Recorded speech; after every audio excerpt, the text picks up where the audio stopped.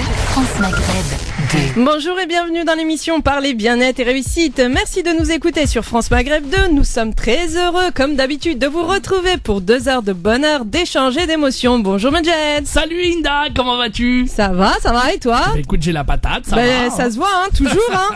Toi, tu racontes des bêtises en antenne. Toujours. On raconte toutes les passions que j'ai dans la radio. Ça peut être relou des fois. Ouais, ça peut être relou. Il nous a fait des sketchs. Il nous a raconté 36-15 code ta vie, mais bon, c'est pas grave. On va rien lui dire. On l'aime bien, notre Medjahed. Merci. Salut Jazia, comment tu vas? Salut tout le monde. En fait, ça va bien. Vous êtes mon défouloir du dimanche. En fait, heureusement qu'on est là, mais en fait, voilà, c'est ça. Mais là, c'est même pas psychologue. Là, ça va être psychiatre qu'il te faut.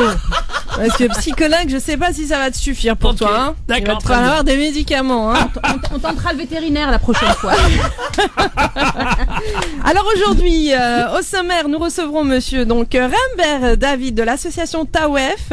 Il viendra nous parler du sport santé et de tous ses bienfaits. Nous recevrons ensuite madame Ibtissem Gerda, qui est réalisatrice, scénariste et actrice française, accompagnée de monsieur Khalid Belfoul, producteur de films. Ils viendront donc nous parler de leur film Ils l'ont fait. Ils l'ont fait quoi? C'est la question que je vais leur poser. Nous serons tout au long de l'émission avec notre chroniqueuse culture Jazia Benabides, comme vous la connaissez maintenant. Ah bah comment? Oui, plaisir, c'est un plaisir. Non, tu nous saoules pas, du tout. Donc elle nous donnera ses astuces sorties comme d'habitude, et pour tous ceux qui veulent participer à l'émission, un seul et unique numéro de téléphone. Mais Jazia, allez, vas-y, à toi l'honneur. 0892 23 99 50. 0892 23 99 50. Merci, et nous on revient après une petite pause. France Maghreb 2. France Maghreb 2. Vous êtes sur France Maghreb 2 dans l'émission Parler bien-être et réussite, et tout de suite place à notre invité Rimbert David de l'association TAWEF, pratiquant du kung-fu wushu. Je sais pas ce que c'est, mais il va nous dire depuis plus de 25 ans. David Rimbert, bonjour et merci d'être là avec nous aujourd'hui dans l'émission Parler bien-être et réussite. Bonjour Inda, bonjour à toutes et à tous et merci pour cette invitation. Donc effectivement, pour me présenter, ça fait maintenant plus que 25 ans que je pratique les arts martiaux. D'accord. J'ai été tout d'abord, on va dire en individuel, comme un peu tout le monde. Depuis tout petit, j'ai aimé les arts martiaux par le biais de Bruce Lee. Ça fait un peu cliché, mais bon, c'est vraiment beaucoup qui ont commencé par ça. Ouais. Petit à petit, je me suis formé avec différents professeurs. J'ai pratiqué différents arts martiaux, donc tout d'abord le karaté, boxe thaï, kung fu. Et c'est dans le kung fu où vraiment je me suis spécialisé. D'accord. Donc ces dernières années, j'ai passé des diplômes à travers une école qui s'appelle l'école Yinzhong. Donc c'est une école vraiment chinoise de renommée internationale, pour ceux qui connaissent. Et il y a 2 ans, j'ai entamé aussi un diplôme d'état dans le sport pour me professionnaliser dans le sport. D'accord. Et c'est vraiment dans ce diplôme-là, le diplôme d'état d'éducateur sportif, où j'ai intégré des notions de sport santé. Donc c'est là pour faire le lien on va y aujourd'hui. revenir justement après le sport santé. Alors vous faites partie de l'association TAWEF, c'est ça? Exactement. Alors que veut dire TAWEF? Alors TAWEF, c'est une association que j'ai fondée justement suite à mon cheminement dans les arts martiaux. Donc elle réunit en fait en son sein différentes activités sportives. L'axe principal, c'est les arts martiaux chinois. D'accord. Donc, voilà. TAWEF, donc c'est en rapport. J'ai voulu faire un pont en fait entre différentes cultures. Donc la culture arabo-musulmane, par rapport au terme même, TAWEF. Donc c'est le fait de le cercle, circuler, etc. Tourner en rond en fait. Et l'art martial dans lequel je suis diplômé, qui s'appelle le Bagwadzang. Alors le Bagwadzang, vraiment pour Bagwadzang. Voilà. Bagwadzang, donc ça veut dire quelque chose ou pas? Exactement. Alors Alors le Bagwadzang, c'est quoi en fait? C'est un style d'art martial en fait interne. Dans les arts martiaux chinois, il y a deux grandes catégories, l'interne et l'externe. On va peut-être après rentrer plus dans le détail de ce que c'est. Justement, parce que ça, ce sera une des questions d'après pour nous parler justement en détail de ce que c'est que le Bagwadzang. Voilà, donc pour dire le Bagwadzang, ça veut dire quoi? C'est la paume des 8 trigrammes. Donc c'est une référence avec le taoïsme. D'accord. Et le Bagwadzang, visuellement, ça veut dire c'est un style qu'on peut pas rater parce que la personne qui le pratique en solo, quand elle s'entraîne, donc quand elle fait les mouvements, en fait, elle marche en cercle. Donc c'est le seul art martial, si vous voyez quelqu'un qui évolue comme ça et qui marche en cercle, c'est du Bagwazang. Donc d'où le lien avec Taoef et le pont que je voulais faire. D'accord. Taoef également, j'ai donné un sens. Donc Training Activity with Efficiency and Fun. Donc j'ai voulu vraiment donner le sens efficiency pour l'efficacité et fun pour le plaisir, c'est-à-dire pour l'amusement de pratiquer. Ça veut dire le sport pas seulement comme performance, mais le sport comme vraiment loisir et plaisir et efficacité en même temps. C'est ça que j'y tiens beaucoup. Oui, mais c'est important aussi. Hein. Donc, en fait, vous parliez tout à l'heure du sport santé. Vous mettez donc en avant le sport santé. On sait très bien que le sport en lui-même est déjà bon pour la santé, mais pourquoi parler de sport santé ? Alors voilà, effectivement, quand on entend souvent autour de nous, voilà, le sport, c'est vrai, c'est bon pour la santé, faites du sport, c'est bon pour la santé, etc. 30 minutes de marche par jour. Voilà, 30 minutes, 10 000 pas, etc. C'est vraiment des choses qui reviennent assez régulièrement. Mais en fait, ce que je voulais dire, c'est que la question, en fait, on sait que c'est bon pour la santé. Les études le montrent. Ça veut dire que là, une dernière étude de l'INSERM, elle dit quoi ? Elle dit qu'une pratique sportive modérée, qui correspond à 3 heures d'entraînement, 3 heures de pratique par semaine, ou une activité intense, et ils entendent par là intense de dire au minimum 3 fois par semaine 20 minutes de sport intense, diminue le risque de mortalité de 30%. Quand même, hein. Voilà, quand même. Donc ça, c'est des chiffres, on va dire, d'où l'importance officiels. de faire du sport. Voilà. Je lance un message à la personne qui m'entendra. Faire du sport. Non, on a oublié, on t'entend plus.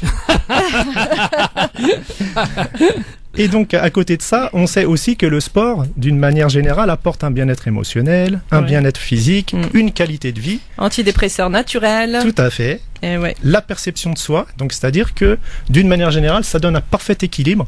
Et juste si j'ouvre une parenthèse par rapport à ce que la science dit, les neurosciences, tout ce qui est l'aspect scientifique moderne, ils disent aussi que justement les systèmes immunitaires s'en trouvent renforcés. Bien sûr. Donc voilà, par l'activité sportive, ils l'ont vraiment constaté de manière concrète en fait. Et donc pour revenir au sport santé, donc on va dire le sport, derrière le sport, il y a beaucoup en fait de rubriques. On a, si vous voulez, il est multiple la pratique sportive. On a le sport de haut niveau, on a le sport de compétition, on a le sport de loisir, le sport en club, le sport de manière individuelle aussi, comme chacun peut partir faire du sport, faire un jogging, etc. Donc le sport santé, il se situe où ici ? Je vais vous donner juste un petit exemple commun, on va dire, que tout le monde peut comprendre, c'est-à-dire le jogging. Oui. Donc, par exemple, tout le monde, voilà, on va partir, on fait notre jogging quotidien, 20 minutes, etc. et on court. Est-ce que ça, c'est du sport santé ? Donc là, la réponse, on peut la trouver comment ? Vous allez donner à un jogger, quelqu'un qui a l'habitude de courir, un petit outil qui s'appelle une montre cardio-fréquence-mètre. Ok ? Il va la poser et il va faire son jogging comme d'habitude. Et là, il va se rendre compte, et là, je vous garantis, dans la majorité des cas, et moi-même, je l'ai expérimenté, on va se rendre compte que l'objectif qu'on veut atteindre par le jogging, c'est-à-dire le renforcement du cardiovasculaire, l'endurance, eh bien, on l'atteint pas. Parce que on travaille largement au-dessus du rythme cardiaque qui nous est, en fait, qui est moyen par rapport à notre attitude. En faisant du jogging, c'est ça ? Exactement. En fait, ce qu'il faut comprendre, c'est que par rapport à notre âge, par rapport à notre condition physique, on a notre cœur qui fonctionne à un rythme moyen, en fait. Et ça se calcule pour l'homme, pour la femme, pour l'âge, etc. Et si on part faire du jogging comme ça, sans point de repère, eh ben, on peut, à terme, à long terme, fatiguer le cœur. Et donc, on n'aboutit pas à ce qu'on veut. Les articulations, parce que quand on est en surpoids, eh ben, on attaque le cartilage, puis après c'est fini. Exactement. Donc il y a plein de notions, et là on rentre dans le sport santé. Donc c'est ça un peu la vision. Pour résumer, le sport santé, c'est une vision à long terme de la pratique sportive. C'est des bénéfices durables. Une activité naturelle aussi, parce que là, on imagine bien que, par exemple, recevoir des coups violents au quotidien, c'est pas très naturel pour le corps.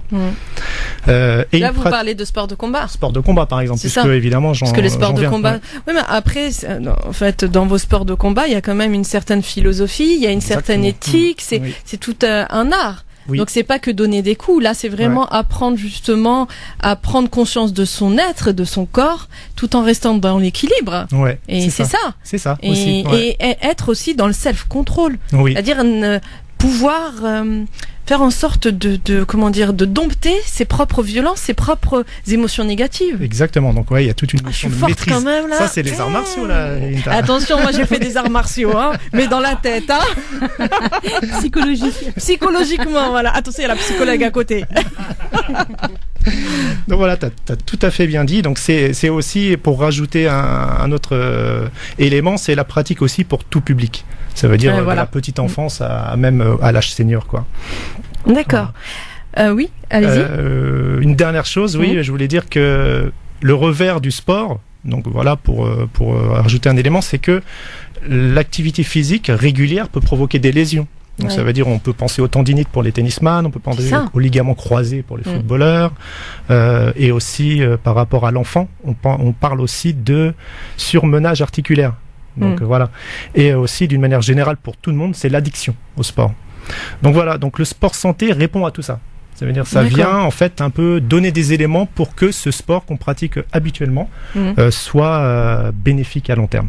En clair, en fait, vous donnez des clés aux adhérents du sport santé, pour leur permettre de trouver un équilibre, pour éviter d'être dans l'excès et d'éviter surtout de se faire des lésions. C'est surtout ça. Oui. Donc c'est vraiment amener, parce que on parlait justement des sportifs de haut niveau. Il faut savoir que les sportifs de haut niveau, malheureusement, à un moment donné, ils attaquent leur propre corps. Oui. On parlait des lésions, on parlait du cartilage, mais il n'y a pas que ça. Il y a une augmentation de radicaux libres, et donc il y a au niveau du capital santé, un vieillissement accéléré aussi. Oui. Donc là, je pense que là, dans votre méthode de capital santé, vous expliquez bien justement à ces adhérents de trouver cette notion d'équilibre pour à la fois faire le sport, cet équilibre justement physique, et à la fois émotionnel, puisqu'on sait que c'est aussi un antidépresseur naturel, mais toujours dans la notion d'équilibre. Exactement, ouais, tout à fait. J'ai compris. Mais Jared, on va revenir après une petite pause musicale. France Maghreb 2, France Maghreb 2. Vous êtes sur France Maghreb 2 dans l'émission Parler Bien-être et Réussite. Nous sommes toujours avec notre invité, Monsieur Rimbert David de l'association TAWEF, pratiquant du Kung Fu Wushu depuis plus de 25 ans. J'aime bien dire ce Kung Fu Wushu. C'est mignon, et oui. Donc vous nous parlez donc du sport santé, le sport santé qui apporte la santé. Je fais un petit jeu de mots, je taquine un petit peu. Alors, donc, y a-t-il un diplôme dans le sport santé ? Et aussi, comment distinguer entre les clubs, les différents professeurs, qui va justement faire cette technique de sport santé ou être dans l'excès, parce qu'il y a aussi des professeurs qui sont dans l'excès, qui veulent toujours l'excellence, le résultat, alors qu'en fait c'est le chemin qui compte. C'est pas le résultat, n'est-ce pas ? C'est très bien dit. Voilà.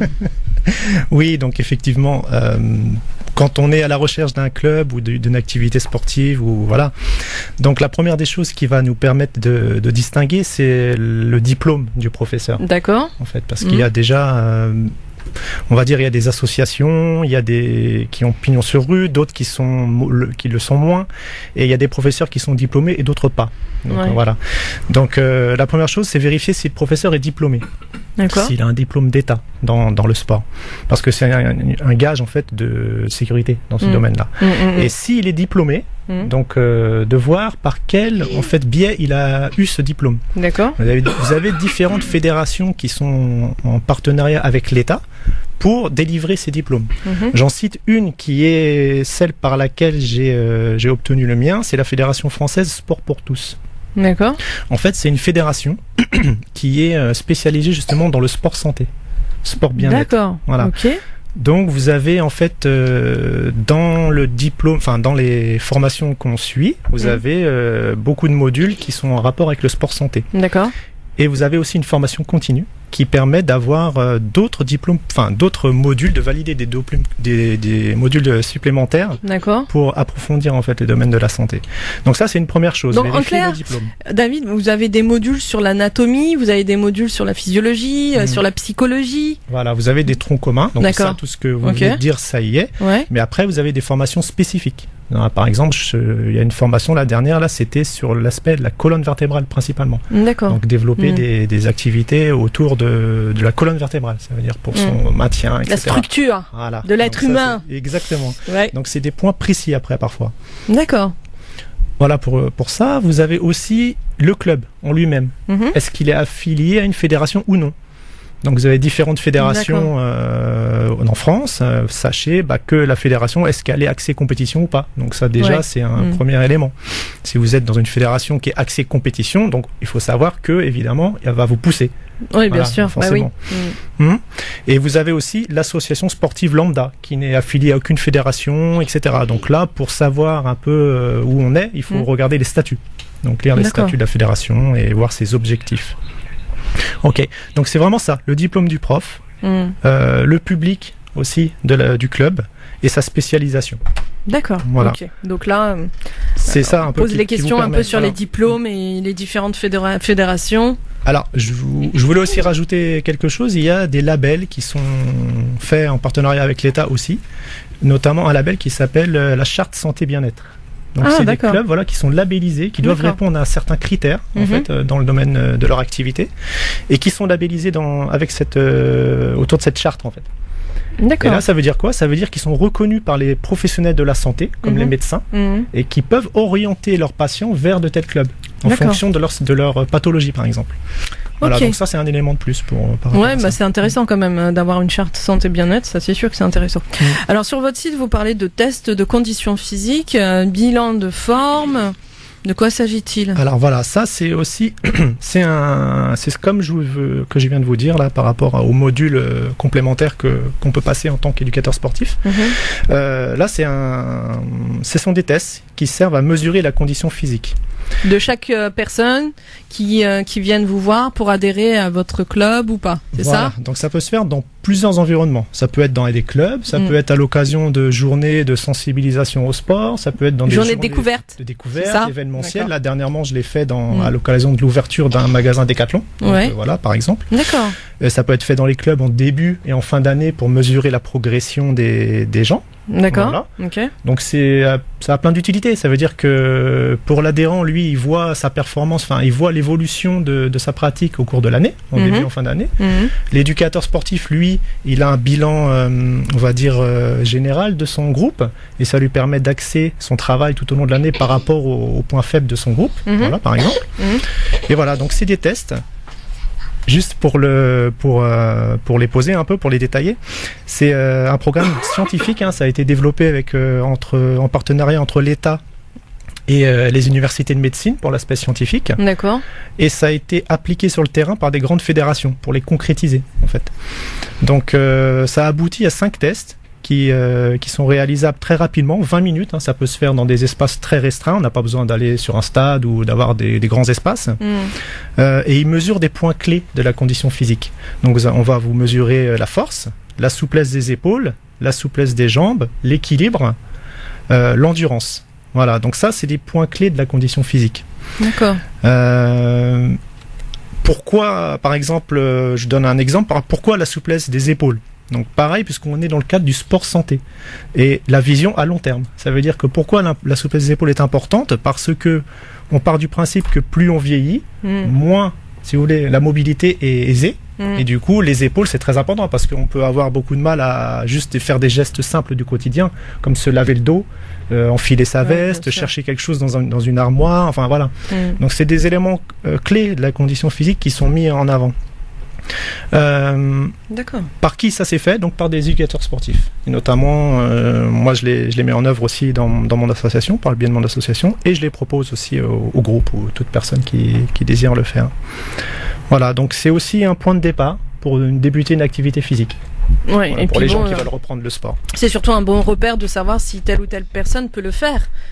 C'est surtout ça, parce que où je pense que tout le monde peut faire votre sport santé. Mais bon, après, il faut toujours faire un test, un peu comme il faut un certificat médical pour faire du sport. C'est ça. Il faut quand même faire des tests parce que une personne, je sais pas, qui a une prothèse ou qui va pas faire le grand écart, effectivement, des choses comme ça. Parce que bon, si une personne doit faire un sport de combat, même si c'est du sport santé, c'est quand même du sport de combat. Il faut lever haut la jambe, et il y a des fois on peut pas. Après, on peut adapter. D'accord, on peut aller un petit coup en bas. Mais bon, après, on sait jamais. On va revenir après une petite pause. France Maghreb 2, France Maghreb 2. Vous êtes sur France Maghreb 2 dans l'émission Parler bien-être et réussite. Nous sommes donc avec notre invité, Monsieur Rimbert David de l'association TAWEF qui pratique du Kung-Fu Wushu depuis plus de 25 ans. Alors, vous nous parlez donc de sport santé. Vous parlez aussi de programmes spécifiques pour les diabétiques et les seniors. Cela consiste en quoi? Alors, juste, Inda, est-ce que je peux... Parce que Kung Fu Wushu. Est-ce que vous savez ce que ça veut dire? Non, justement, Kung Fu allez-y. Oui, et Wushu. Au Kung Fu, Je oui. pense à ça Le parce Kung que- Fu, oui, oui. mais Wushu, non. Alors, le Kung Fu, en fait, si on traduit du chinois, en fait, le Kung Fu, c'est l'art de se parfaire à quelque chose. D'accord. Donc, on peut être Kung Fu culinaire, par exemple. Alors, C'est un kung fu de la parole. Voilà, par exemple. Suivez mon Voilà. regard. ouais. Donc c'est Ouais. ça le Kung Fu, ça veut dire que l'application, enfin l'effort qu'on fait à s'appliquer sur quelque chose en particulier. Ça peut être tout et n'importe quoi. D'accord. Et Donc le en fait, Wu- on fait tous du Kung Fu en fait. Voilà, on peut le dire comme ça. Nous, dans Voilà. le quotidien, c'est vrai, on dit Kung Fu, on fait référence à l'art martial, Bah ouais. mais en vérité, c'est autre chose. Et le Wushu, c'est l'art du combat. Donc si on Ah dit ouais, Kung Fu d'accord. Wushu, donc effectivement, ça Bah ouais. devient le fait de s'appliquer, de faire des efforts pour le combat. D'accord. Voilà, c'était juste. Merci. Une Parenthèse. petite aparté, c'est très On bien va vraiment justement. le Une mettre ce soir. petite explication de Kung Fu Wushu. Voilà. Alors donc là, on revient sur les programmes spécifiques pour les diabétiques et les seniors. Oui. Alors, pareil, c'est un peu comme les tests, les bilans de conditions physiques. Donc, c'est des modules, en fait, qui sont proposés aux formateurs, aux éducateurs sportifs. Mhm. Et ça fait partie, pour ma part, de ma formation continue. Donc, c'est des modules que je suis en train de valider. D'accord. Il y a 2 programmes, effectivement, qui sont aussi des programmes scientifiques, donc développés en partenariat avec l'État. Le premier programme, c'est le programme qui s'appelle Diabète Action. Donc l'objectif, c'est de favoriser la pratique sportive des 3 millions de Français touchés par cette maladie. Ouais. D'accord ? Diabétique. Voilà. Donc c'est pouvoir les insérer dans des clubs avec leurs Diabète de spécificités. type 1 et 2 ou... Type 2 seulement. Voilà. Type 2, voilà. Mm. Alors, c'est un programme, pour le décrire brièvement, c'est un programme de 12 semaines d'abord. C'est des programmes qui s'adressent à des groupes particuliers au départ, donc les diabétiques. Et les participants, en fait, ils vont découvrir des activités adaptées à leur santé. L'objectif, c'est d'améliorer leur qualité de vie, Mm. de lutter contre la sédentarité, de prévenir les complications liées au diabète et augmenter les capacités cardiovasculaires et le contrôle du poids. Voilà, donc ça c'est vraiment un programme spécifique pour eux et ça leur permet d'avoir une passerelle vers les activités sportives régulières après, dans D'accord. d'autres clubs. Donc D'accord. il y a, si vous voulez, un préalable qui va les rendre plus autonomes et plus à l'aise dans une pratique sportive. Mm, mm. Le second programme s'appelle PIED, P-I-E-D. Donc c'est un programme, ça veut dire simplement Programme intégré d'équilibre dynamique. C'est un programme qui est né au Québec, pardon. Donc en fait qui a plus de 25 ans là-bas. Et il s'inscrit ici en France dans la catégorie des programmes reconnus et préconisés par l'INPES, c'est-à-dire l'Institut National de Prévention et d'Éducation pour la Santé. D'accord. Donc là, l'objectif numéro 1, c'est la prévention des chutes chez les seniors. Donc, Des chutes. des chutes. Pour éviter tout ce qui est fracture du col. C'est ça, voilà, tout ce qui Ouais. est fracture, même les décès. Ouais, Donc, d'accord. on dit en fait en France, le chiffre qui est annoncé, c'est 2,5 millions de chutes Quand même, par année, ouais, Puh. dont 1 sur 3 Ah là là. liée à une personne de plus de 65 ans. Ouais. Faut vraiment faire attention, quoi. Voilà, donc avec tous les dangers qu'il y a derrière. Mm. comme En vous clair, disiez. votre méthode pied, c'est pour pas perdre pied. Oh non, mais. C'est pas mal. Oh là là, non, c'est pas bon. C'est pas grave. Eh ben, c'est Je ça, le en tout referai cas. après. Voilà, on va pas perdre pied avec la formation pied. Non. Donc là là. c'était D'accord. une formation donc où Ok. les buts c'est il y a d'abord une évaluation personnalisée de Mhm. chaque participant D'accord. et après il y a des exercices de groupe liés à la proprioception, donc Mhm. c'est pour éviter les repères dans l'espace en fait, Ouais. hein, c'est pour Mhm. améliorer ça, l'équilibre, il y a des exercices aussi à domicile, donc on va accompagner la personne vers l'autonomie, donc ils D'accord. pourront réaliser après chez eux ces exercices. Mm, mm. Il y a du renforcement musculaire et des conseils et prévention.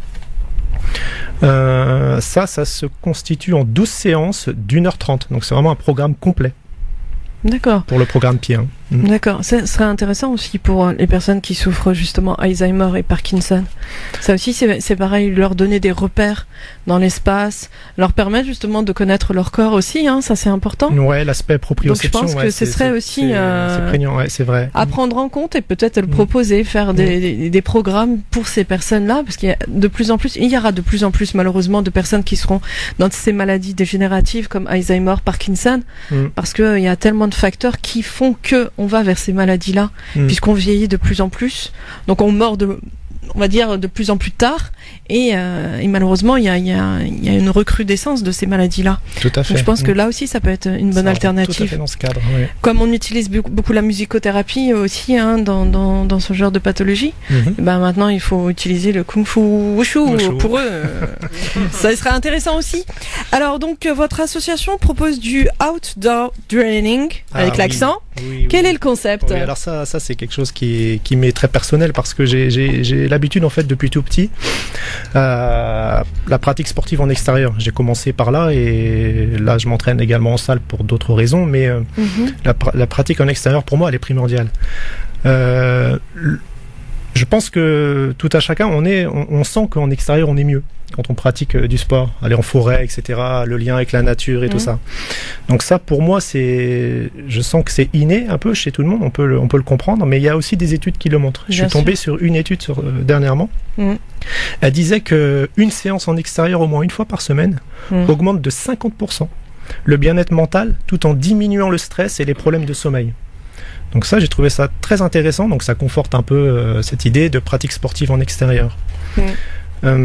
Actuellement, avec mon association, je propose 2 cours par semaine en extérieur. D'accord. Et c'est 2 activités différentes. La première, c'est le Kung Fu Wushu. D'accord. Mais là, d'une manière générale, pas seulement le Baguazhang dont on parlait tout à l'heure. Ouais. Donc là, c'est Kung Fu Wushu plus général de ce que j'ai pu voir dans mon parcours. Et une activité qui est appelée Free Fit. Alors le Free Fit, c'est quoi ? En fait c'est un peu dans la mouvance ce qu'on appelle CrossFit. Je sais pas si vous avez entendu parler CrossFit, TRX, tout ça. C'est faire des coups de pied comme on veut, là. Alors Free pas du Fit, tout. Alors en fait, plus généralement, c'est de la préparation physique générale. D'accord. Voilà. Okay. Mais dernièrement, il y a eu chaque fédération a créé son propre lot d'exercices, on va dire, et a mis son nom dessus. C'est des noms déposés. Okay. Nous, à la fédération avec qui je bosse, les sports pour tous, on appelle ça Free Fit. Mais derrière, ce qu'on met, c'est de la préparation physique. Donc c'est pas la préparation physique pour le sport de haut niveau, hein, on est d'accord. Hein. C'est toujours dans le cadre de la santé. Donc c'est adaptable. Oui, pour sport santé pour tout le monde. Voilà. Pour rebondir justement à vos cours à l'extérieur, faut savoir que la nature est riche en ions négatifs. Et donc ces ions négatifs vont permettre de contrebalancer l'excès d'ions positifs dû au stress, dû justement à une société, on va dire, de surconsommation, une société qui augmente cet excès d'ions positifs. On les appelle ions positifs, mais bon, ils sont négatifs, mais c'est comme ça. Et donc c'est cet excès qui va créer dans la balance un déséquilibre et qui va créer la maladie. Et donc lorsque vous faites vos cours dans la nature, on rééquilibre encore la notion d'équilibre, on rééquilibre la balance ionique du corps par ces ions négatifs qui vont permettre justement de cette sensation de bien-être dans la nature, que ce soit même la mer et tout. Tout est logique, tout a un sens. C'est clair. Et c'est pour redonner l'équilibre au corps humain. Donc en fait, ça rejoint tout à fait. Bien sûr, parce qu'on nous dit toujours il faut faire 30 minutes de sport par jour quotidienne, mais il faut pas que ce soit à l'intérieur, il faut que ce soit à l'extérieur pour recharger ses batteries. Ça, c'est important. C'est vrai, c'est très important. D'autant plus qu'il y a des paramètres qui sont pas visibles. Bien sûr, on les voit pas justement. Voilà. C'est pas visible, c'est pas concrètement on ne peut pas l'estimer. C'est pas palpable, on peut pas. On le ressent exactement. On le ressent, voilà. Donc là, pour vous dire, là j'ai un groupe qui me suit régulièrement le mardi et le mercredi. Ils ont commencé en hiver en plus, paradoxalement, donc on peut se dire c'est dur en fait de venir en hiver, dans le froid, etc. Et pourtant chaque personne qui a essayé est revenue. Ouais, mais ça m'étonne pas. Vraiment bien, sensation de bien-être et de paix intérieure. Alors au niveau de votre activité principale, les arts martiaux chinois et principalement le Baguazhang, en quoi cela consiste ? Alors le Baguazhang, effectivement, le Baguazhang c'est un style interne de Kung Fu, Wushu. Donc interne, à l'intérieur. Voilà, ça veut dire que, si vous voulez, les arts martiaux chinois, on peut les catégoriser, les diviser en deux parties. Vous avez les styles externes et les styles internes. D'accord. Alors, interne, ça se dit des styles d'arts martiaux qui font le plus d'économie à l'effort musculaire. D'accord. D'accord. C'est pour les caractériser, en fait. À l'opposé des styles externes où c'est vraiment très dur, très visuellement, on le remarque, hein, il y a des efforts musculaires intenses, il y a des sauts, il y a beaucoup de choses de ce type-là. Les arts internes, non. Pour vous donner l'exemple le plus connu, c'est le Tai Chi Chuan. D'accord. C'est apprendre à ressentir son corps à l'intérieur de soi-même et toutes ces énergies qui circulent. Exactement, il y a beaucoup de ressentis, beaucoup de sensations, donc on axe beaucoup sur nous, sur l'intérieur, pour ressentir et pour être efficace. Le Tai Chi Chuan, par exemple, en Chine, c'est le summum des arts martiaux. Et on dirait pas, c'est hein. le haut de la pyramide, ça veut dire, voilà. Donc c'est paradoxal, parce que nous, ici, en France, en Europe, enfin, en tout cas en Occident, le Tai Chi Chuan, on l'aborde comme une gymnastique. Exactement. Alors que pour eux, c'est vraiment la finalité. Les personnes qui font le tai chi, c'est des personnes qui sont passées par les styles externes pendant de nombreuses années et qui ont abouti, en fait, ils sont arrivés au tai chi chuan parce que ils ont compris, enfin, ils ont expérimenté beaucoup de choses et ils ont pu maintenant réduire leurs mouvements, leur recours aux muscles par la compréhension du corps, en fait, les articulations, l'harmonie, l'apaisement de l'esprit, c'est ça, etc. Voilà ce que c'est un peu un style interne. Le Baguazhang en fait partie. Donc il y a trois grands styles, le Bagua, le Tai Chi et le Xingyi. Le Baguazhang s'en est un. Je vous disais tout à l'heure, le Baguazhang il se reconnaît par le fait de la marche en cercle. Donc dans tous les arts martiaux, vous avez des enchaînements de mouvements qu'on appelle des Tao. D'accord. Le Baguazhang, ces Tao, ils sont en cercle. Donc le pratiquant, il évolue autour d'un centre. Donc lui, il s'est fixé et il tourne. Donc c'est l'aspect un peu ésotérique de l'art martial puisqu'il est lié aussi au taoïsme.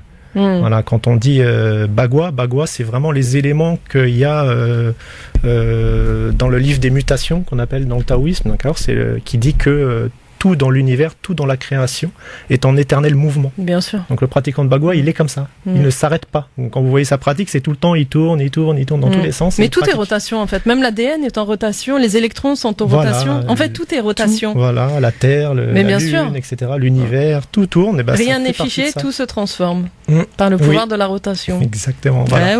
Donc c'est ça le Baguazhang, l'art interne. Et d'accord.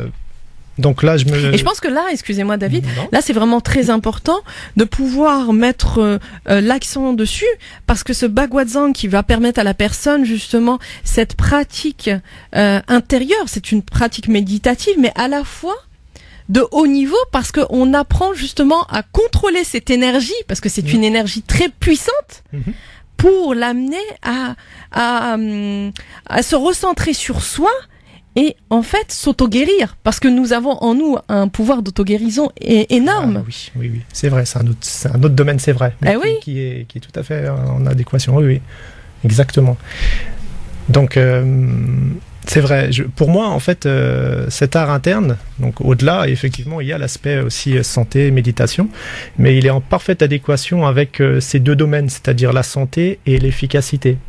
Ça veut dire que l'efficacité, on parle d'art martial, ça veut dire que là, l'efficacité, elle se traduit dans le combat. Donc, les pratiquants d'arts martiaux, tous les pratiquants d'arts martiaux, que ce soit internes ou externes, étaient à l'origine des combattants. Le fondateur du Baguazhang, il a rencontré durant sa vie des moines taoïstes qui pratiquaient la marche en cercle justement pour la méditation. D'accord. Et lui, il a trouvé ça super intéressant, il l'a intégré dans son style de combat. Et ça lui a amené à quoi ? Ça lui a amené à être capable à découvrir en fait la force centrifuge en fait, l'utilisation des cercles et des angles pour l'attaque.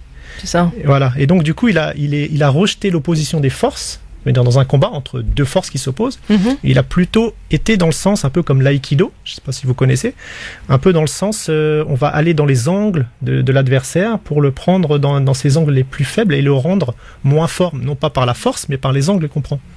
D'accord. Du coup, il rejette la force pour la subtilité du geste en fait.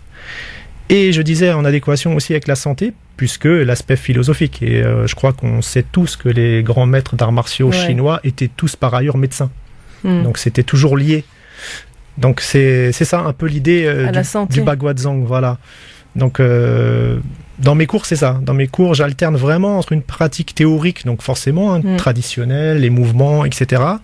Je fais un mix avec la pratique du travail à deux pour le combat et tout ça.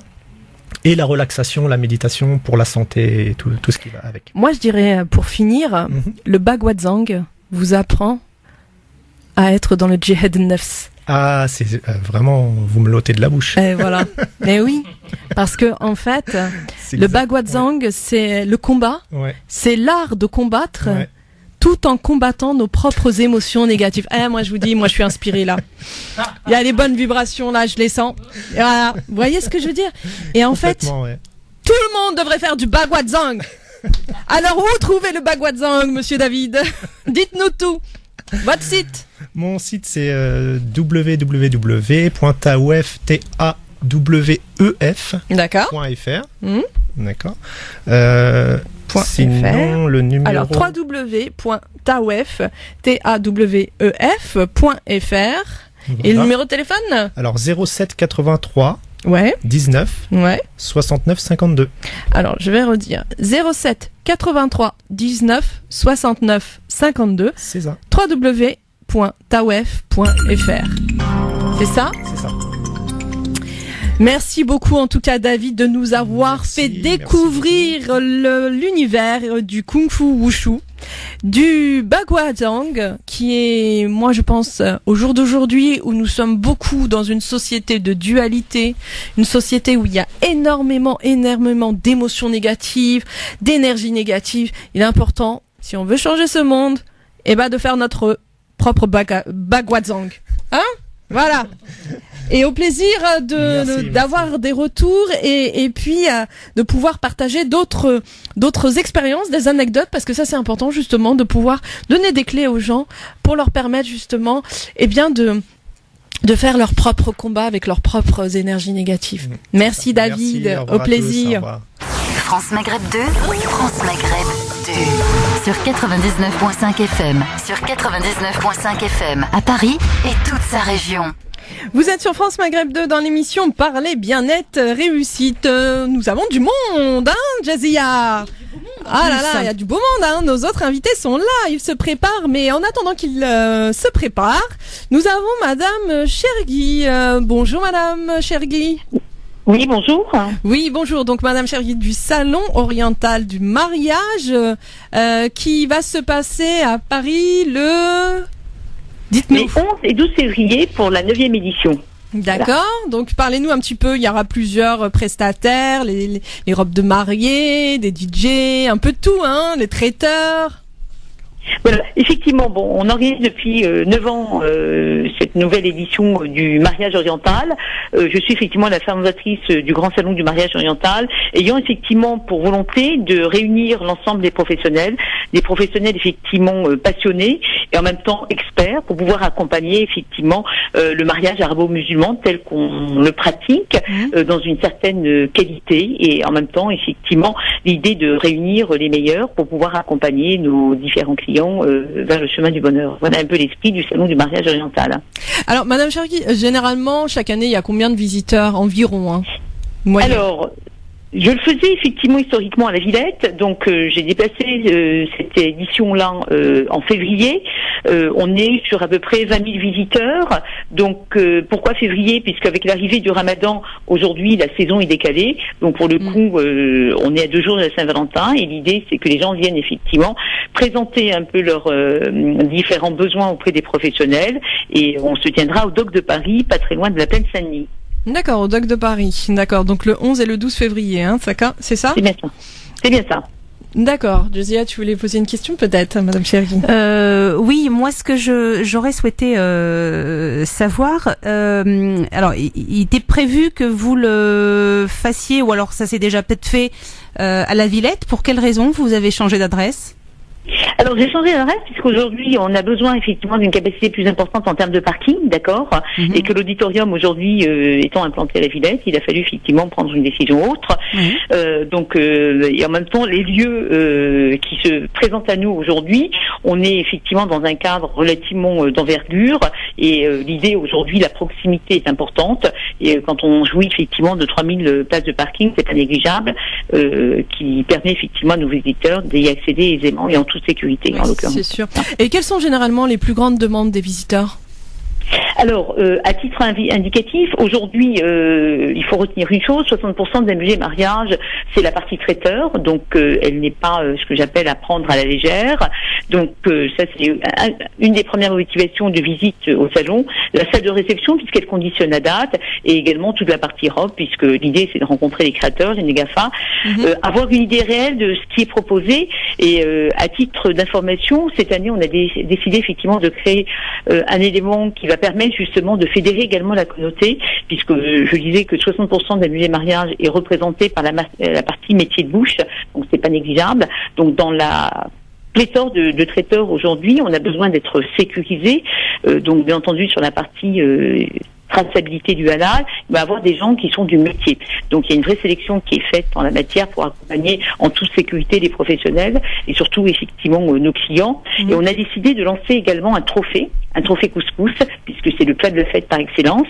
Et on a associé à cette opération l'Académie des chefs de cuisine arabe pour justement arbitrer ce trophée et permettre de valoriser cette cuisine traditionnelle qui sera présentée sous forme de ce que j'appelle de concours culinaire avec des chefs qui sont reconnus sur le marché. Voilà. Ah, on va pouvoir manger du couscous là-bas. J'allais dire, hein. Ça c'est il y aura bon, ça. effectivement différentes variétés de couscous et puis c'est pas grave, on va goûter les. Je pense que le couscous a une origine relativement intéressante et qu'il est le socle commun des pays du Maghreb et qu'on a tendance aujourd'hui à le minimiser alors que c'est un plat complet et qu'il y a une histoire, je dirais, de fraternité extrêmement importante. Et au regard de ce qui s'est passé, je pense que la meilleure façon aujourd'hui de nous asseoir et de fêter ce que j'appelle des moments forts, c'est peut-être le couscous de maman qui peut être le meilleur. Donc il faudra effectivement venir le présenter, le valoriser lors de cette édition du 11 et 12 février. Donc, voilà, on y sera là pour goûter en avant-première. Ah, en avant-première en plus. Beaucoup, Madame. Exactement. Il y a aussi beaucoup de gens qui nous disent que l'ambiance aussi c'est très important dans un mariage.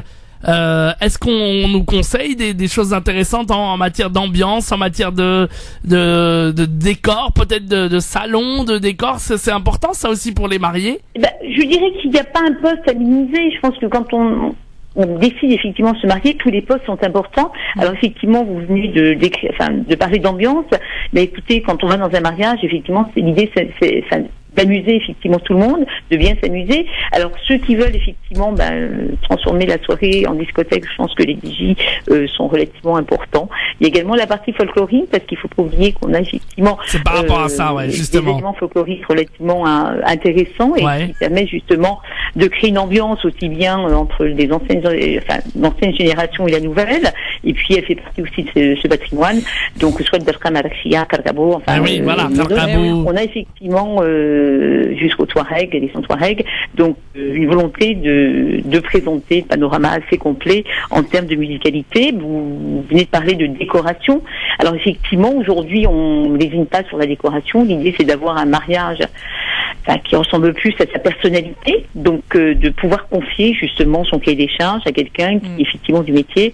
J'insiste sur ce point important, c'est-à-dire qu'on peut aujourd'hui confier son mariage à sa voisine, à son cousin, à qui on veut. On revient sur l'excellence ou l'expertise. Alors, et ce filtre-là est extrêmement important puisqu'on ne peut pas hypothéquer aujourd'hui un mariage de cette manière, quel que soit le budget des futurs mariés, qu'il soit petit ou moyen ou important, la qualité doit primer.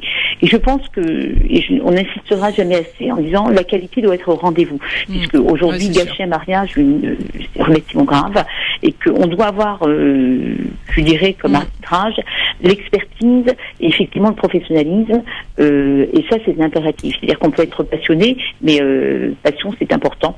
Et en même temps, on peut pas aujourd'hui aller de l'avant si on n'a pas l'expertise de fond, parce qu'organiser une cérémonie avec 250, 300 ou 500 convives, ce n'est pas rien. Donc, on ne peut pas comme ça se hasarder, je dirais, en disant, bien tiens, je me suis réveillée matin et je vais être organisateur de mariage. Les vocations, effectivement, sont importantes, mais elles reflètent effectivement ce que j'appelle une qualification également en la matière. D'accord. Madame Chergui, alors moi j'ai envie, alors c'est pas une question, je me disais que quand on évoque le mariage, on évoque aussi les cadeaux. Alors j'avais envie de faire un petit plaisir à nos auditeurs. Et donc je voulais savoir si nos auditeurs pouvaient bénéficier bien évidemment de quelques entrées. Bien sûr, effectivement, comme vous dites, quand on évoque un mariage où il y aura une vingtaine, une trentaine d'invitations mises à la disposition des auditeurs de France Maghreb, avec grand plaisir. Donc là, bien au contraire, et puis les auditeurs sont les bienvenus. Donc à partir de là, le partenariat a toujours été présent depuis l'origine du salon. Il continue avec grand intérêt, donc il n'y a aucun souci en la matière. Voilà. Eh ben, c'est formidable. Super, merci beaucoup de ce cadeau et de cette générosité. Écoutez, avec grand plaisir. Et bon courage pour le salon. En tout cas, on y sera. Merci, puis au plaisir de vous retrouver tous. Merci infiniment. Voilà, et on rappelle le 11 et 12 février, donc au Dock de Paris, pour le salon du mariage. Voilà, et on va te retrouver, où ça? Dans le stand Couscous. Oui, exactement. Avec les merguez. Ah, ça, oui, ça, beaucoup les merguez, j'adore. Hein. Allez, Medjahed, on revient après la pub. Oui, la pub, et on revient très vite sur France Maghreb 2, ne bougez pas. France Maghreb 2, France Maghreb 2. Vous êtes sur France Maghreb 2 dans l'émission Parler bien-être et réussite, et tout de suite place à nos invités. Ibtissem Gerda, qui est scénariste. J'ai bien dit, hein, Gerda, c'est ça? Bonjour, oui. Qui est scénariste, réalisatrice, actrice, et Khalid Belfoul, producteur de films. Hein. Bonjour à tous les deux. Bonjour à tous. Bonjour Ibtissem. Bonjour Khalid. Khalid dans l'ombre. Exactement. Aujourd'hui, il est dans la lumière. Il voulait être dans l'ombre et c'est dans l'ombre. Moi, je suis dans l'ombre, il me dit. Non, c'est moi qui est dans l'ombre. Non, mais lui aussi, il dit, non, mais moi, c'est moi qui suis dans l'ombre. Je veux rester dans l'ombre. Là, je pense qu'il va passer un sale quart d'heure parce qu'il a l'habitude d'être dans l'ombre et aujourd'hui, il sera dans la lumière. Voilà, il prend sur lui. C'est bien d'être dans la lumière, hein, ouais. de temps en temps. Ouais, il dit ça tout. Alors aujourd'hui, donc, avant de parler du film, hein, ils l'ont fait. Ibtissem, vous pouvez justement nous parler de ce qui vous passionne en tant que scénariste, réalisatrice, parce que là, vous êtes une femme dans le cinéma et aussi une entrepreneuse, hein, scénariste, réalisatrice, actrice. Il y a que des istes. Je m'arrêterai là. Plus trop actrice depuis quelques temps, mais en fait, c'est venu déjà de ma carrière de comédienne. Ouais. En fait, c'est mon envie de réaliser, elle est partie d'une frustration en tant que comédienne, des rôles qu'on me proposait. C'est-à-dire des petits rôles. Surtout déjà quand on est issu de la diversité entre guillemets, qu'on est typé. En France, surtout à la télé, on vous met dans des cases et voilà, vous devez. Enfin, c'est souvent des rôles qui sont un petit peu stéréotypés, de la beurette, de banlieue, opprimée. Enfin voilà. Donc et au bout d'un moment, ça a commencé à me saouler. Et même si au théâtre c'est un peu différent parce qu'au théâtre il y a plus d'imaginaire, oui, c'est vrai, il est plus vaste, mais en tous les cas ça m'a donné envie d'écrire dans un premier temps pour moi, pour pouvoir jouer les rôles qu'on me proposait pas, et puis en fait je me suis prise au jeu et en fait je joue absolument pas dans ce que j'écris, et voilà, c'est tous ces clichés que j'ai pu rencontrer, que j'ai pu croiser dans ce métier-là, que j'ai envie de balayer dans mes projets. Et voilà. Donc à la base, c'est parti d'une frustration et vous en avez fait justement une force. Voilà, exactement. Puisque c'est une force créatrice. Vous avez vous-même créé vos propres scénarios. Exact. Vous avez vous-même réalisé justement tous ces films, toutes ces productions. Et donc en fait, on va dire que c'est positif quand même. Oui, évidemment, puisque ce que je dis souvent, on en parle souvent avec Khalid sur le processus artistique, comment on devient un artiste, d'où on vient. Parce que moi je viens de Mantes-la-Jolie. Quand on a... C'est vous 100% Arabica. Il connaît, c'est classique, hein.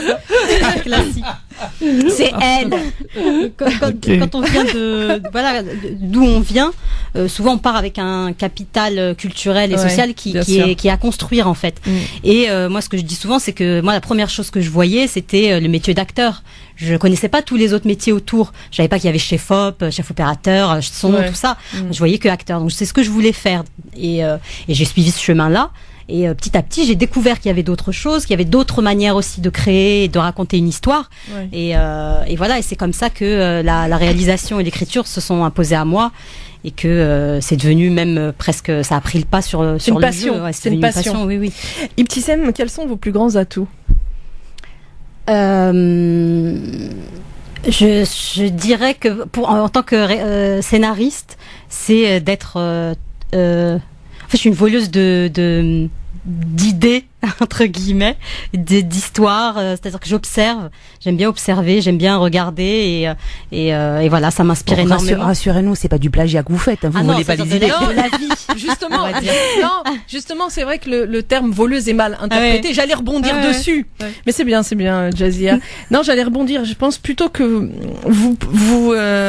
vous faites vos propres histoires à travers la vie, le vécu, c'est surtout ça. Le terme, c'est surtout ça. Oui, c'est ça. C'est en fait, c'est surtout d'observer de tout le vécu en fait et tout ce que j'ai pu voir d'histoires qui sont arrivées à des personnes ou qui me sont arrivées à moi ou aux gens que je connais. Et puis je prends ça. Et puis aussi, c'est beaucoup de travail d'équipe parce que en fait, je coécris aussi avec Khalid parce que c'est mon co-auteur.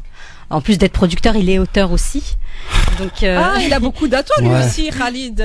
Donc là, il souffle. Ouais. Il est vraiment dans l'ombre. Je vais m'exprimer pour lui parce que c'est vraiment écrire seul. Autant sur les courts-métrages, c'est quelque chose qui est pas compliqué en fait parce que c'est entre 15 et 20 pages. Donc c'est une histoire qui est courte, mais sur un long-métrage où ça demande à développer vraiment des personnages, des situations, vraiment de créer plein d'interactions entre les personnages, qui est une évolution aussi entre le début de l'histoire qui est un parcours initiatique. Voilà, du coup ça complexifie. Il y a plein de dimensions en fait dans un long-métrage. C'est sûr qu'écrire seul c'est pas évident et c'est difficile aussi de trouver. J'imagine que c'est beaucoup moins intéressant d'écrire seul. Bien sûr, parce qu'on est sur une seule idée, une seule impression, et c'est vrai que quand on est un peu plus nombreux, les idées fusent et parfois on trouve quelque chose de beaucoup plus intéressant quand les idées se mélangent. Oui, c'est sûr que c'est beaucoup plus compliqué quand on est seul parce que quand bien même on a une exigence à vouloir faire une histoire complexe, forcément ça demande beaucoup plus de temps, surtout qu'il y a l'écriture mais il y a aussi la réécriture et entre les deux il y a un temps de digestion, on va dire.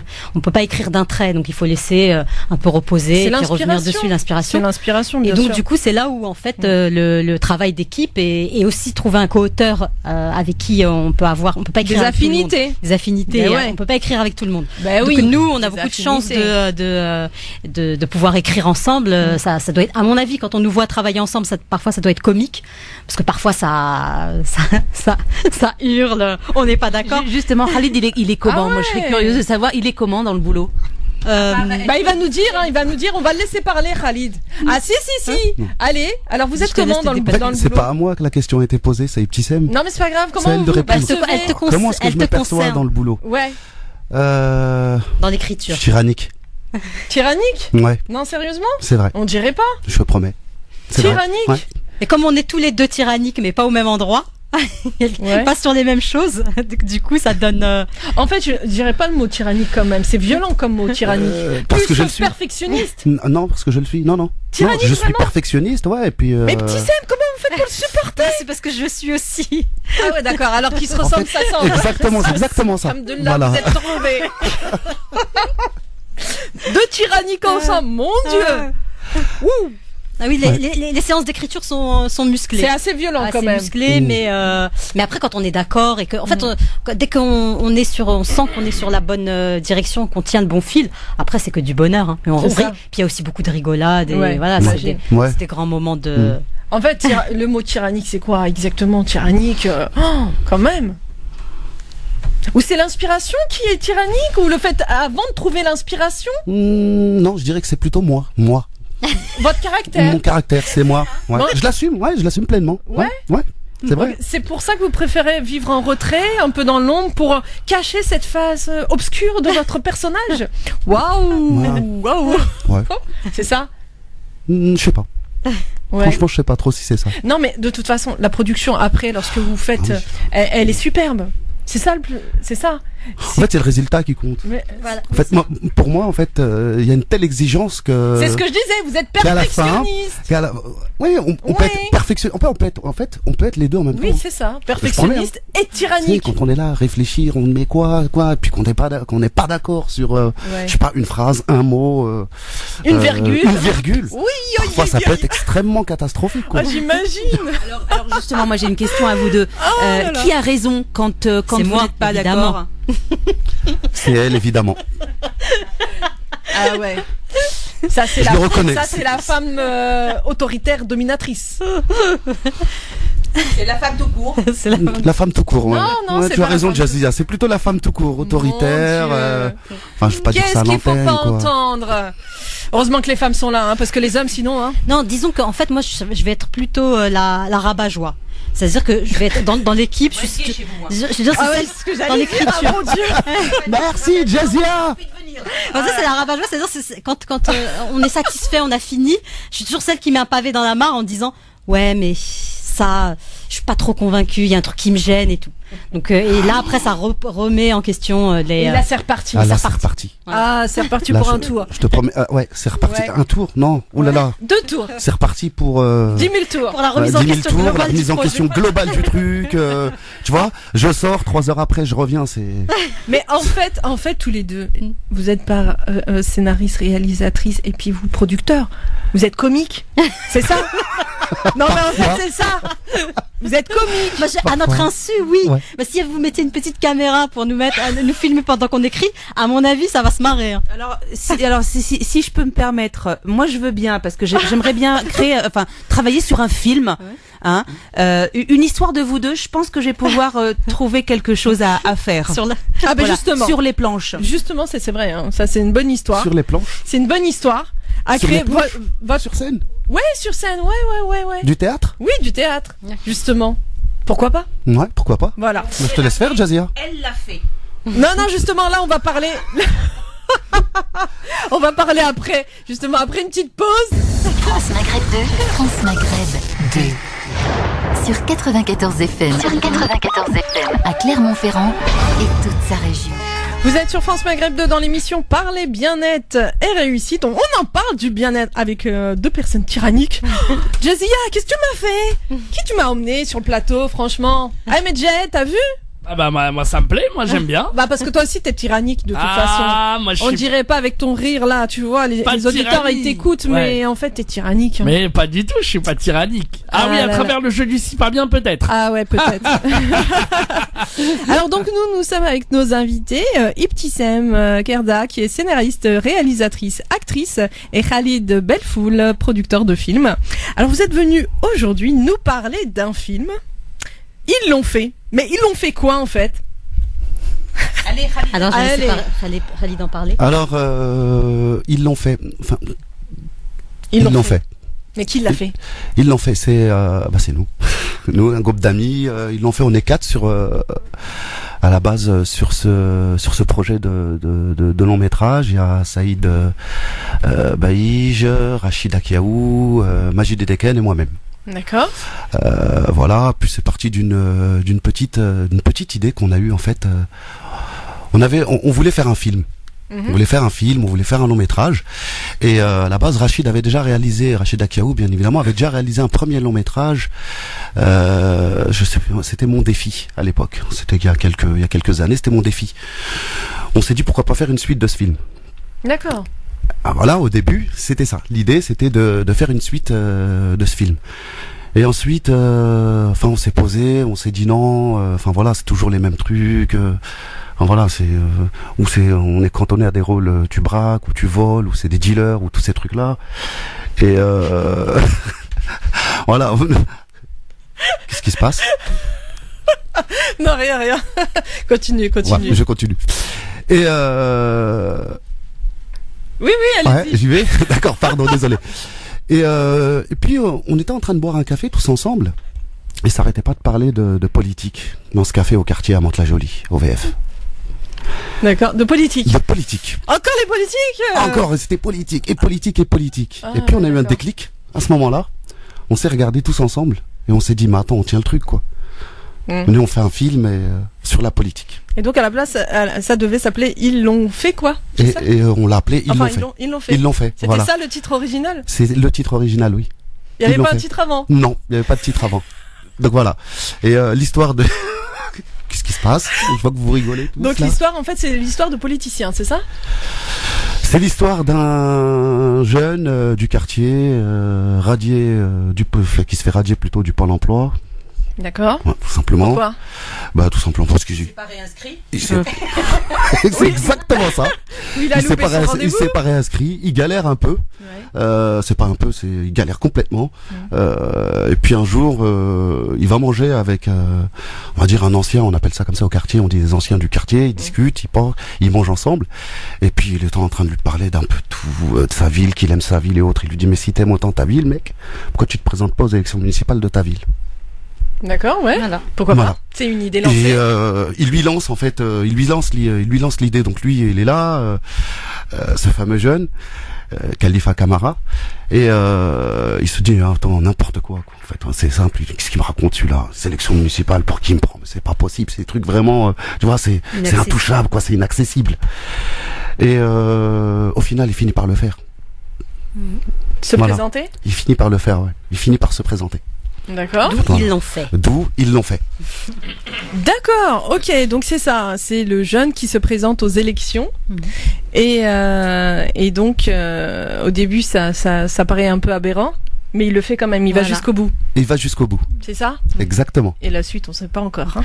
Ah, on va Faut regarder La le suite, film. faut la spoiler, découvrir, ouais. voilà. Faut la découvrir, faut venir regarder le film. D'accord. Et il y a combien de personnages dans ce film? Combien de personnages? Il y en a tellement. Il y a les anciens, il y a les jeunes du quartier. Il y en a c'est ça tellement de personnages. Donc, personnages principaux, vous voulez dire? Ouais. Non, il y a Marc, Omar, ils sont peut-être une dizaine. Il y a les deux équipes, les deux camps opposés. C'est-à-dire? Bah, le maire sortant, et c'est lui qui veut prendre le La fauteuil place. de maire. Et son équipe. Et son équipe, oui. C'est D'accord. géant. Ah ouais, ouais. Ça veut dire, en fait, c'est carrément le truc de la vie, parce que on va savoir est-ce qu'il va réellement réussir à le prendre, pas le prendre. C'est ça. C'est un tourment de rebondissement terrible. Et c'est surtout, en fait, Exactement. c'est croire en ses rêves aussi. Tout est possible. Exactement. Oui. Hein, c'est Ah pas ouais, parce qu'on c'est est bien des ça. jeunes de quartier que voilà, on s'appelle un tel ou un tel, qu'on peut pas être président de la République ou qu'on peut pas être maire. Et ça, voilà. c'est un film qui sort en long métrage. Exactement. Et il sortira quand alors? Le 15 février. C'est Et énorme. où ça? Sortie nationale au cinéma La Clé, dans le 5e arrondissement. Dans le D'accord. 5e, ah ben, Mais attention. pourquoi il n'est pas distribué partout dans toutes les grandes Non. salles? Non, Pas Comment pour ça se fait? l'instant, mais pas pour l'instant, mais ça vient. D'accord. En fait, là, on peut le voir dans les petits cinémas de quartier. tout à fait. Et plus tard, on espère après qu'il pourra être diffusé dans des grandes productions Dans des cinématographiques. Ouais. Oui. Oui, on cherche un distributeur. Hein. D'accord. Bah ouais. Ah oui, très bien. Et vous avez toujours autant d'idées pour sortir plein de films différents et de choses différentes. Oui, exactement. Ouais. C'est Il y en a génial. plein. Allez le voir hein, si vous êtes dans le quartier, là, dans le 5e arrondissement Donc, à Saint-Michel. rappelez-nous la date et le cinéma. Donc c'est la sortie nationale, c'est le 15 février avec une avant-première le 13 à 20h. Donc C'est au cinéma. le 13 février. Le 13 février, l'avant-première c'est le 13 février à 20h au cinéma La Clé dans le 5e. D'accord. Voilà. Et la sortie nationale dans ce cinéma c'est le 15. Le 15 février. Et il est à la clé 2 séances par jour, 16h et 20h. Voilà. La programmation, voilà. C'est super, comme ça, pour aller le voir, ce film. Et le cinéma à la clé prend les cartes UGC et Gaumont.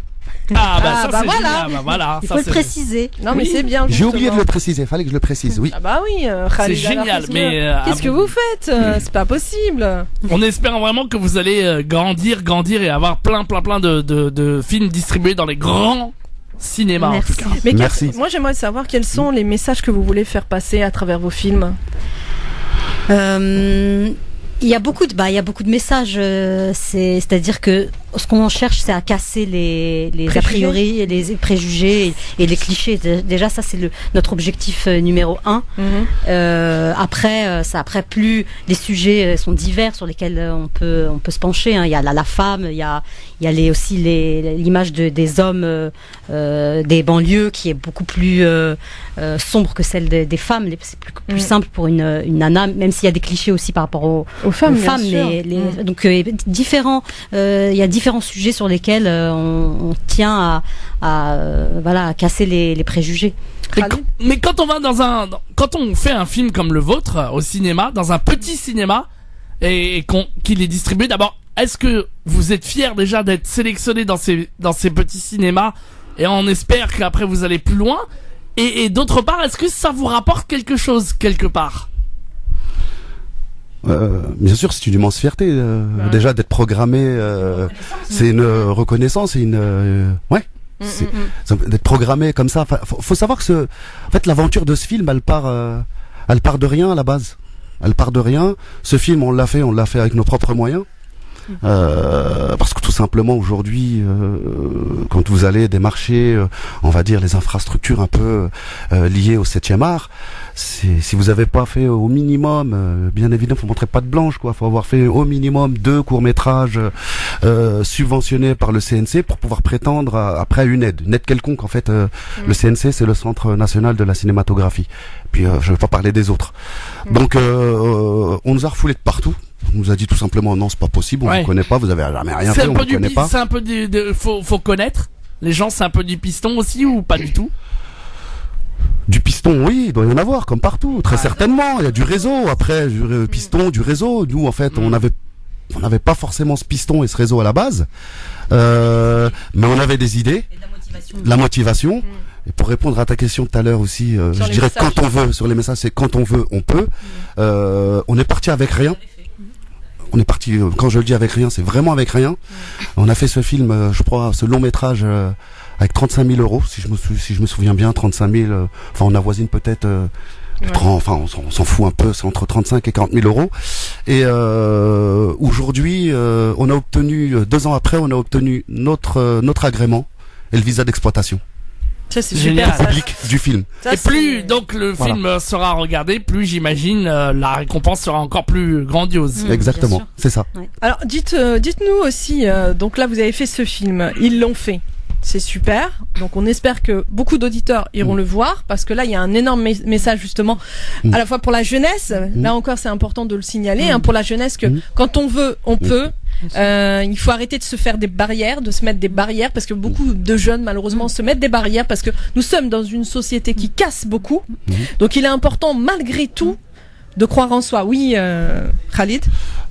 Dire aussi que en fait ce film a reçu le prix coup de cœur de l'Académie française. Ah, alors là, bravo. Moi je dis c'est l'Académie française. L'Académie française, attention hein. Et le prix coup de cœur en plus. Ah bah alors là franchement chapeau hein. Là nous on ira le voir et je pense qu'il aura aussi le prix. On t'entend pas, Jazia, faut parler devant le micro. Je disais que nous aussi on ira le voir avec toute l'équipe et je pense que vous aurez le prix coup de cœur du public, on espère voilà, en tout cas de France Maghreb, c'est sûr. On vous le souhaite. Alors je rebondis moi. Il nous reste 30 secondes avant la pub, Inda. Bon allez vas-y on passe la pub et après je rebondirai sur une question. Allez, on revient dans un instant et puis là, oui là, ça passe déjà très vite, il nous restera un quart d'heure après. Allez, on y va. La pub et on revient très vite. On est de retour pour l'émission Parler bien-être et réussite avec Inda, évidemment, et ses invités. Oui, il y avait du sabotage. Mais bon. Sabotage, c'est pas nous, hein. On va pas dire c'est qui, hein. Donc, nous sommes toujours avec nos invités, Ibtissem Gerda, qui est scénariste, réalisatrice et actrice, et Khalid Belfoul. Donc, ils sont venus nous parler de leur film. Donc, qu'on conseille à voir, hein. Ils l'ont fait, mais ils l'ont fait quoi? Donc, si vous voulez savoir qu'est-ce qu'ils ont fait, allez, donc, rappelle-nous, Khalid. C'est à partir du 15 février. Ouais. Sortie nationale le 15 février au cinéma La Clé dans le 5e arrondissement tous les jours 16h et 20h. Super. Alors, Ibtissem, parlez-nous justement, ma dernière question, de votre prochain film, parce que vous n'arrêtez pas de travailler. En fait, notre prochain film, le long métrage sur lequel on a travaillé, Khalid, Oumar Dio et moi à l'écriture, c'est Youv. Youv. C'est en fait l'histoire. En fait, c'est librement inspiré de l'histoire vraie d'un jeune de Mantes-la-Jolie. Donc, c'est l'histoire de Othman Diagoura qui est tombé pour braquage, 14 ans de prison, et qui va faire un parcours initiatique et trouver le chemin de la rédemption et de la sagesse en prison. Voilà, c'est le pitch, on va dire, de ce film-là qu'on a écrit avec Khalid et Oumar. Et la sortie, on l'espère, c'est pour quand ? Alors, on ne sait pas encore. Là, pour le moment, le film est en cours de financement, donc on peut pas dire de date exacte. On espère au courant 2018 la sortie. On vous le souhaite en tout cas. On vous le souhaite vraiment. Merci beaucoup à tous les deux. Khalid, peut-être un dernier mot. Tu veux dire quelque chose par rapport à Youv ? Non. Le rôle principal sera interprété par Oumar Dio, aussi, il faut le dire. D'accord. Mais en fait, ce que je vois au niveau de vos films, que ce soit Ils l'ont fait ou les films d'avant, Mantes-la-Jolie est très présente en vous. Qu'est-ce que justement cette ville représente pour vous ? Bon, ok, vous êtes nés là-bas, peut-être ? Oui. Vous êtes nés là-bas, tous les deux ?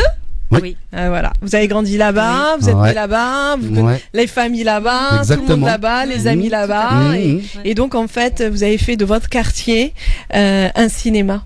Ouais. C'est un peu ça, ouais. Mais en fait, on aime bien les projets. Plus un projet il a du sens, et plus c'est excitant pour nous de travailler dessus. Et là, Youv, en l'occurrence, ce projet-là, à la fois l'histoire nous a vraiment séduite parce qu'elle est magnifique, et en plus de ça, le jeune vient de Mantes-la-Jolie. Il connaissait avant d'aller en prison quand ils étaient jeunes. C'était il connaissait Oumar. Ils jouaient tous les deux dans les mêmes terrains de foot. Et Oumar est devenu acteur. Lui, il a été en prison malheureusement. Et en fait, on trouvait qu'il y a le film, l'histoire du film, mais il y a aussi l'histoire du projet global. Nous, on vient tous de Mantes-la-Jolie, donc ça donne une dimension, ça donne quelque chose de réel. C'est quelque chose de réel, exactement. C'est ce que vous mettez en avant. C'est surtout ça. Et vous mettez en avant ce que beaucoup, malheureusement, de médias ne mettent pas en avant. On met beaucoup de la jeunesse, la délinquance, alors que non, il y a une profondeur chez ces jeunes-là. Et ça, c'est important justement de pouvoir le mettre en avant. En tout cas, merci à tous les deux. On vous souhaite vraiment une très grande réussite. Merci beaucoup. Merci beaucoup. Merci à tous les deux, et puis n'oubliez pas de m'envoyer le film. Non, j'oublie pas. Promis, je l'envoie. Merci.